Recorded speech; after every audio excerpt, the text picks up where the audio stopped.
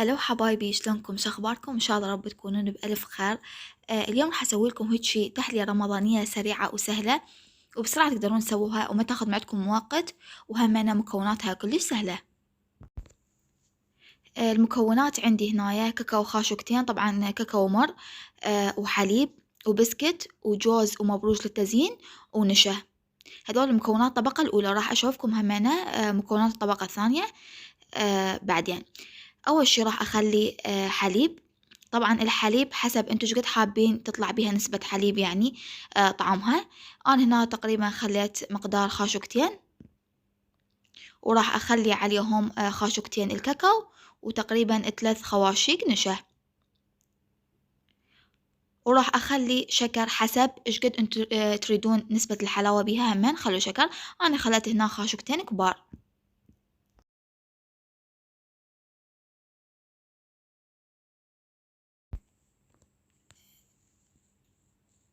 هنا ماي راح أخلي تقريبا 3 أكواب ماي. يعني إذا الكوب كبير تقدرون تخلون 3، وإذا الكوب صغير خلوا 3.5 أو 4 أكواب ماي.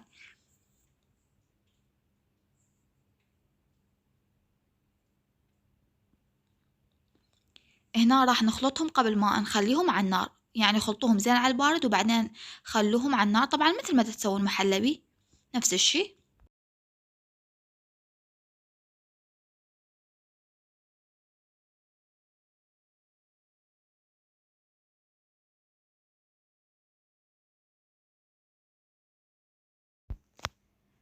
هسه راح أجيب بايركس أو أي ماعون انتو راح تسوون بيه أو قالب. راح أخلي طبقات مال بسكت وكاكاو، يعني طبقة بسكت وطبقة كاكاو.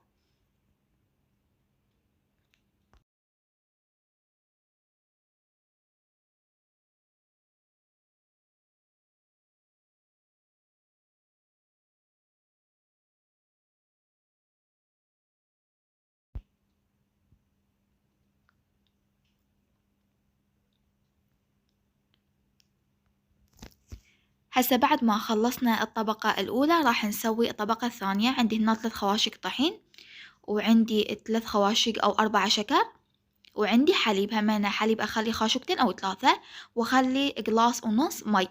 أخليهم على الطباخ مثل يعني تقريبا طريقة المحلبي لحد ما يسخن.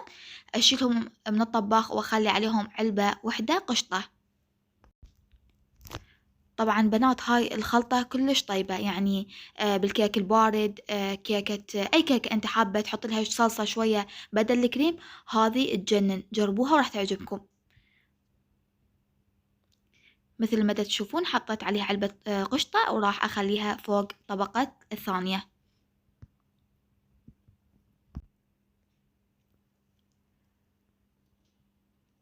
وراح أعدلها شوية، وطبعا أزينها أكيد بكاكاو مر أو حلو حسب انتو شنو حابينها.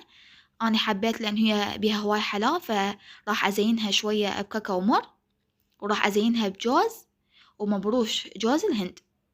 طبعا بنات هاي التحلية سريعة، تقدرون إذا خطار يجيكم بسرعة تسووها، ويعني كلش طيبة وحلوة. طبعا لازم تجربوها. هسه تروحون تسوونها لأن موادها سهلة وطريقتها سهلة. طبعا تركونها ساعتين 3 وتصير جاهزة. أحبكم هواي، أشوفكم بألف خير. مع السلامة.